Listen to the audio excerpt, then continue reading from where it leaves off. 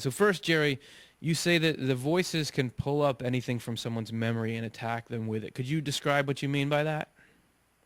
Well, yeah, I've had patients who would tell me that the voices would dredge up stuff from their memories that they had long forgotten, and it's always negative stuff. It's always stuff that's guilt-ridden, shameful. It's always negative, and they just rub it in their faces until they generate a negative emotional state.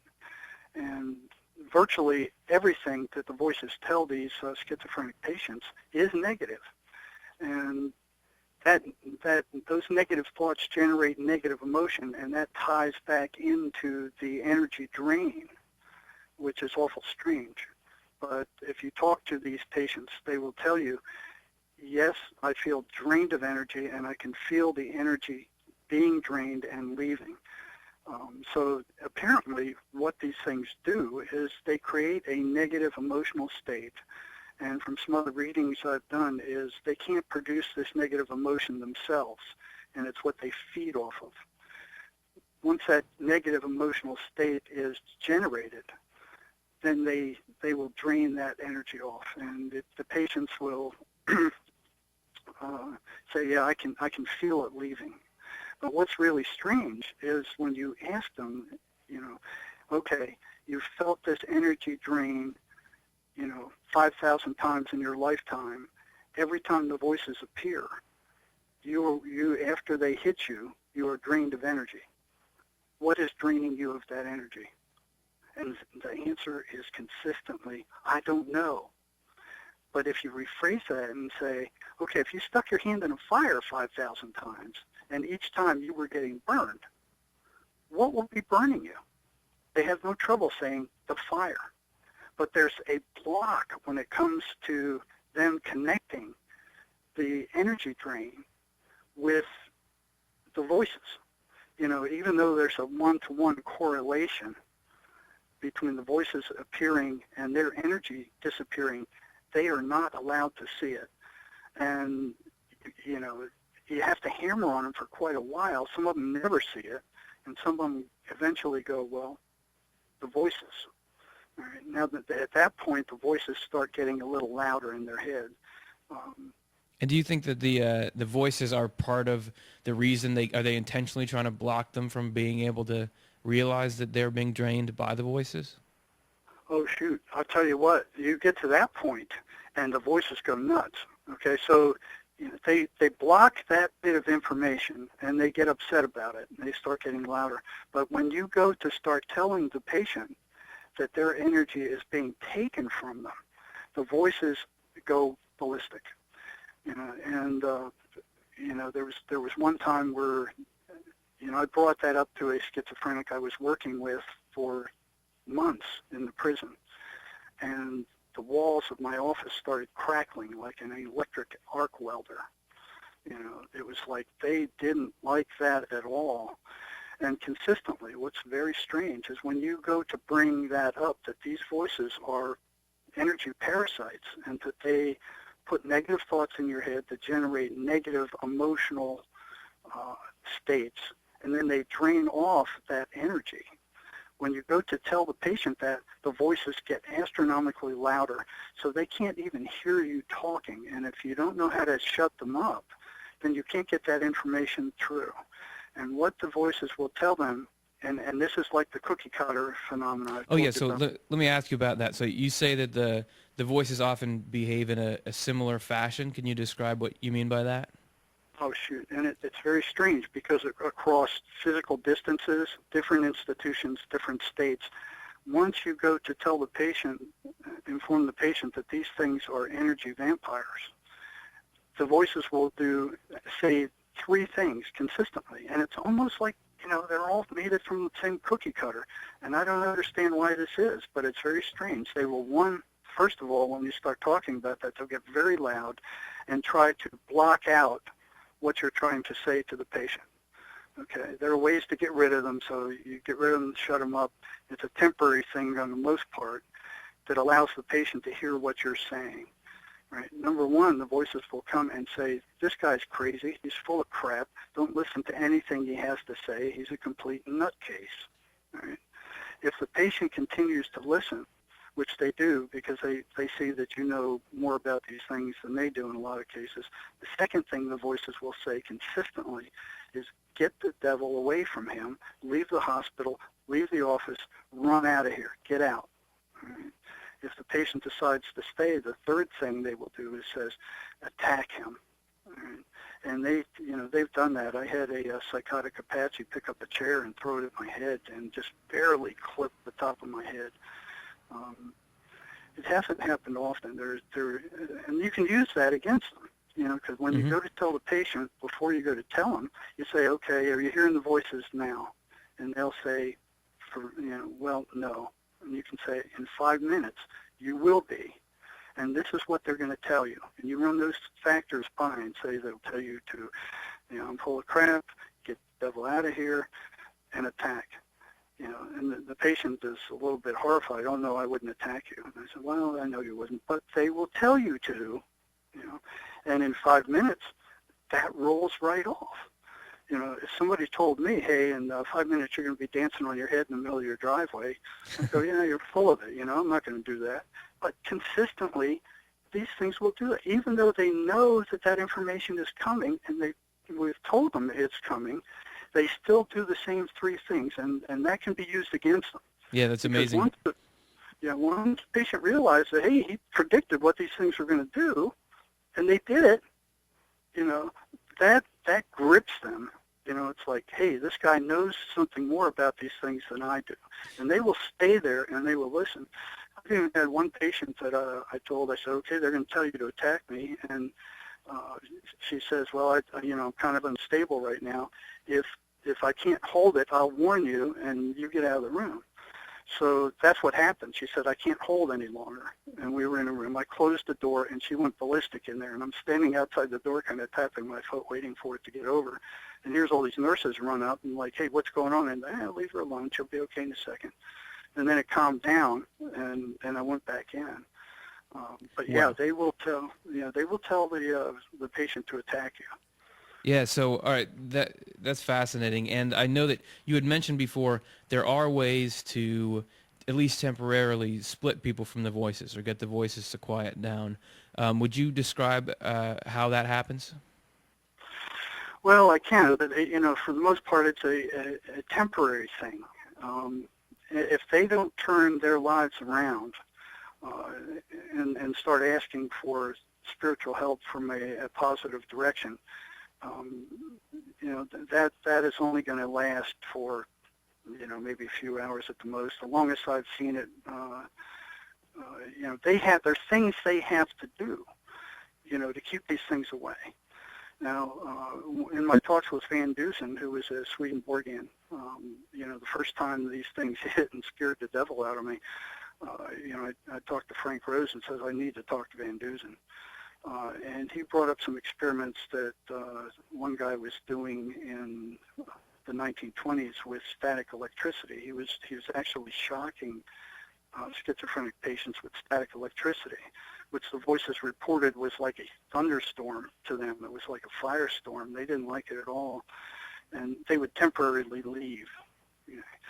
So at that time I was working in the prison, and I was like, okay, well, how can I duplicate something like that without getting fired? Mm-hmm. And I was running through all these ideas, and finally I came up with the idea of a big rubber band, because the voices are so enmeshed with the person's thoughts that a lot of times they can't tell the difference between their thoughts and the voices' thoughts. And the voices don't want them to think there's a difference. They want them to think that they are them. So one of the first things you need to point out is that these are not you. These are different from you. And they will start off very softly, and it's always negative stuff, And, you taught the patient that once you hear these things, you can snap that rubber band, and that, I've been told by several patients that it hurts the voices 10 times worse than it hurts them. And that shuts them up temporarily. So that's something that they can do, and then they are asked to, like Swedenborg says, they have two guardians, and they have two demonic entities with them. Right? And if they ask if they ask Christ or their positive guardian angels to shut these things up, they will shut up for some period of time. Right? Now, the voices absolutely hate the 23rd Psalm. One patient told me that it was like throwing worms on a hot frying pan for them to hear the 23rd Psalm. They also hate Amazing Grace, that song. So, one thing I tell the patients is even if you have to repeat the 23rd Psalm 1,000 times a day, it's like sticking them with a hot stick. They can't stand it. They can't stand anything positive. So, you have to shut them up in order to get that information through. Mm-hmm. What I just told you just shuts them up basically so the patient can ask for spiritual help. And one thing that happens there is that, the voices will make them, when they pray, they'll pray for everybody else and not to get rid of the voices. They have to specifically ask for the voices to be shut up. And it's amazing how hard they find that to be. And then moving into what I do, and I'm not the one that does it. I mean, I'm just kind of like the medium for it. And once you start approaching telling the patient that these things are energy vampires, I learned this the hard way. There were a number of times I came back from the prison and the hospitals just completely drained of energy because they were hitting me also. So this is kind of like creeping up on them. You give the patient as much information about them as possible without setting them off. You'll start setting them off when you start telling the patient that they are different from them, that they don't belong to them, and it appears that the voices are shocked that somebody is aware on the outside of their existence, and it takes them a while to kind of reconstitute. So they'll sit there and they'll listen. Where's all this going? Where's all this going? And then once it starts threatening them, then they become active and they start screaming. Okay, so the patient listens to all these different facets of them. They're always negative. They're always telling you lies. They're always trying to create a negative state. They hate your wife. They hate your kids. They're always telling you to do negative stuff. It's consistently negative, all the time. And if there is any positive to it, it's only that it can become more negative later. I've had them tell patient or prisoners, this guy's going to beat you up within 2 days, and it actually happens. So it's kind of like they do that to gain their trust, and then they use that to perpetuate more negativity. So in order to shut them up and get that information through, I will, feed them all these aspects of what these things do, and they kind of do to these schizophrenic patients what our military does to prisoners of war. They harass them constantly. Those voices are constantly harassing them, saying, you do this, you do that, and we'll shut up. And I've had 2 patients where they say, you poke your eye out, and we'll shut up. And they poke their eye out, and the voices go, you stupid fool, you listen to us. See how stupid you are? I mean, that's how dastardly they are. So you can't trust anything they say. I mean, virtually everything they say about the patient is a lie. So that's one thing the patient can everything they say about themselves, about the patient himself is a lie. And I thought at first, and that came from a gal that I knew for years that I worked with in prison reform. And, I've known her for maybe 10, 15 years before she came out and says, one day I was just kind of talking to her over the computer and, was telling her about one of the more interesting cases. And she goes, yeah, I know all about that. I heard voices when I was a young woman. I went, what? Hmm. Just I would have never known. I mean, she's an engineer. She's a civil engineer. She's very spiritually advanced. She's the last person in the world I would ever expect to have heard voices, and she was familiar with all this stuff. And that's what she came up with, was the That's a Lie program, is when they tell you something negative about yourself, you retort with, that's a lie. You don't hook on to it. Right? Now, that's something patients can do if they can remember to do it. Yeah, You know? and so that's interesting. And what you were sort of mentioning it, but so what are these voices, these entities? What do they want? They want negative energy, right? And they want the destruction of the person. They want them. It appears that they're assigned to destroy that person. Okay, and if you look at the statistics, schizophrenics kill themselves at rates very much higher than general population psychiatric patients. And I think that's mostly because of the voices. And they're, lots of times they're telling them, kill yourself. Nobody loves you. Nobody likes you. You're a waste. Kill yourself. And I've heard several patients say, just as they were about to, the voices said, no, stop. Now that made sense because, they feed off of the negative emotional energy. What I can't understand is what happens if the patient kills themselves and these guys have nothing to feed off of anymore. Hmm. What happens then? Oh yeah. So I was going to ask, what, thinking about, we met because you had started to get into Swedenborg and seeing connections there. So how did you first come to see a connection between what you were experiencing and learning working with the patients and what Swedenborg had written? I think it first happened when I picked up a copy of Heaven and Hell and started reading it. And I'm like, wow, this matches, that matches. It's like, whoa, hey, this guy's come closer to what I've actually experienced with these people than anybody else I've ever read. And, you look at the Bible and evil and demonic voices are mentioned 23 or more times. And as a Christian nation, what happened to that? It's like psychiatry has taken over and saying these things are hallucinations. I mean, there was one thing where Swedenborg was talking about spirits, and he says they come to us by turning toward us. They enter our whole memory so completely it seems though they themselves know everything we know, including languages. And yeah, that's incredible. I mean, that's exactly what I experienced. They can go into a person's memory and pull up every rotten thing they've ever done and rub it in their face until a strong emotional state is created, and then they drain that off. Another quote he said was, spirits are so intimately united to us that it seems to them as though our characteristics were their own, and that there is such an intimate union with us of the spiritual and natural worlds that they are virtually one.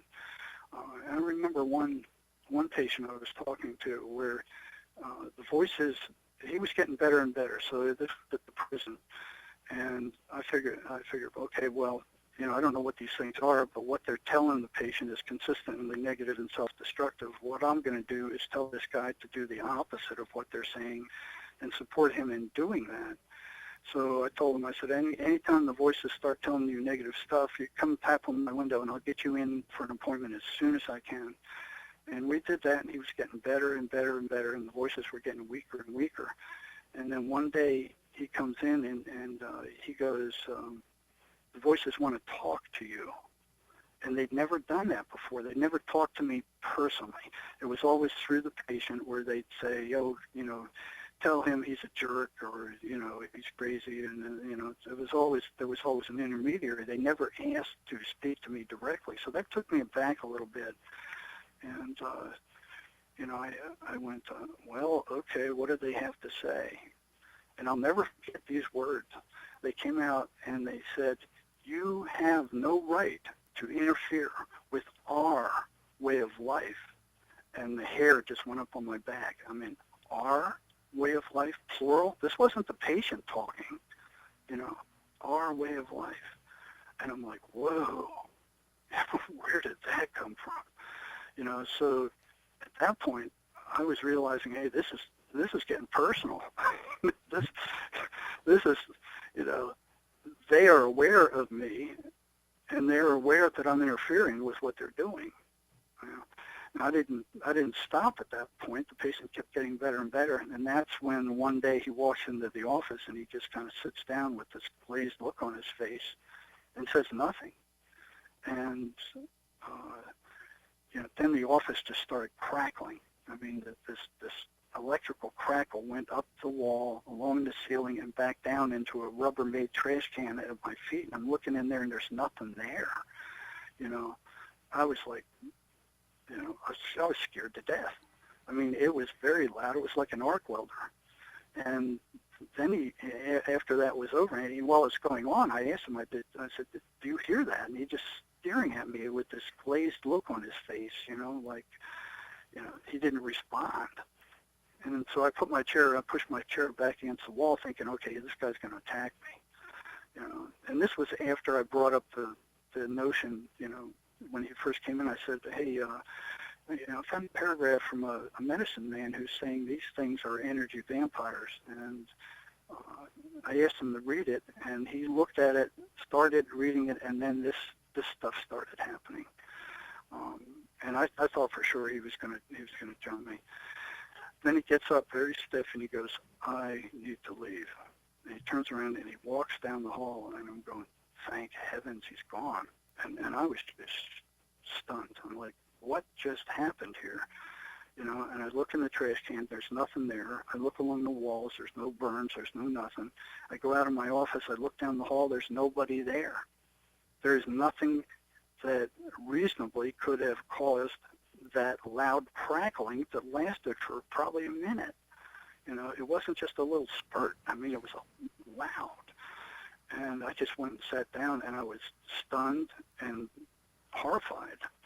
And I closed all my appointments for the day and just sat there and stared out the window going, hey, what am I getting into here?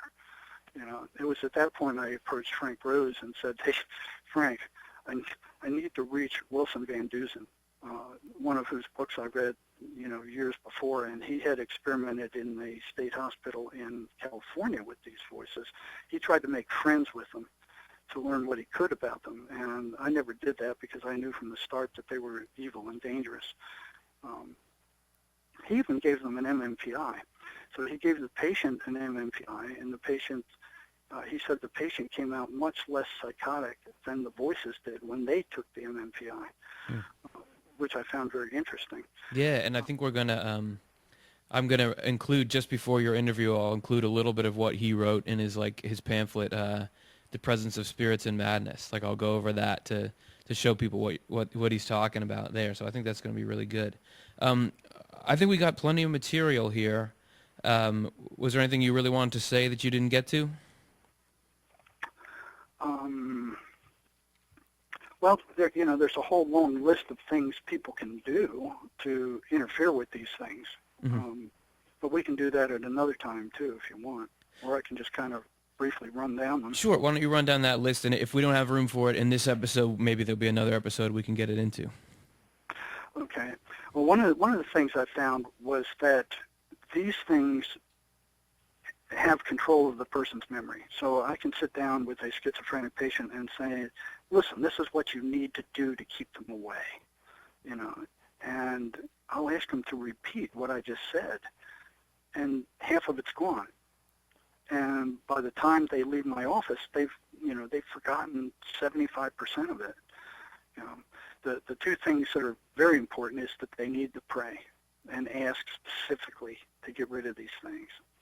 All right. They need to realize that every negative thought put in their mind is put in by them, by these evil things, and not to dwell on it. And these are things that everybody can, needs to live by. I mean, we're talking about these evil thoughts, but everybody experiences them, and schizophrenics are like the top 10% of the normal curve, so it's much more obvious there. Where it becomes obvious with the normal person is with intrusive thoughts, where you're standing on top of a bridge and you hear a thought saying, "Hey, what would it be like to jump?" Or some horrible intrusive thought comes in like, "Oh, why don't you murder this guy? Or why don't you kill?" It's just some horrible thing that comes in, and you go, "Where did that come from?" It's not you. It's nothing you would ever have done. It's nothing you would even want to consider. But here comes this intrusive thought, and you go, "Whoa, that's horrible. Where did that come from?" That's them, and that's what it's like. So they're attracted to negative emotion, like sharks are attracted to blood. And they're constantly derogatory. They instill doubt, guilt, fear, anxiety, any form of negative, anything that will generate negative emotion.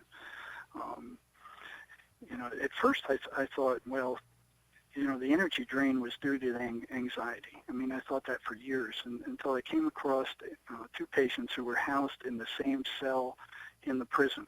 And this was the jail for the prison, so it was like the most dangerous people in the entire prison were there.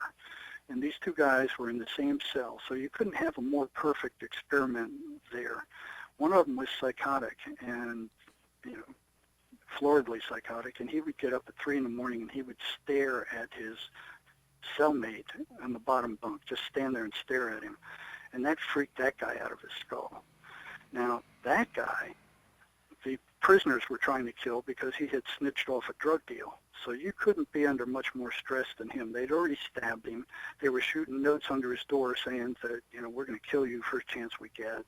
They actually got themselves in trouble so they could get locked up in the jail so they could get at him. You can't get more stressed than what this guy was. And they were shooting notes under his door, threatening to kill him first chance they got. Every time he came out of the cell, he had to be escorted. Anxiety level doesn't get much higher. So I got two, they call them kites, to see each of these guys. One from the guards on the psychotic guy, and one from the guy who was stressed out of his mind with the prisoners trying to kill him.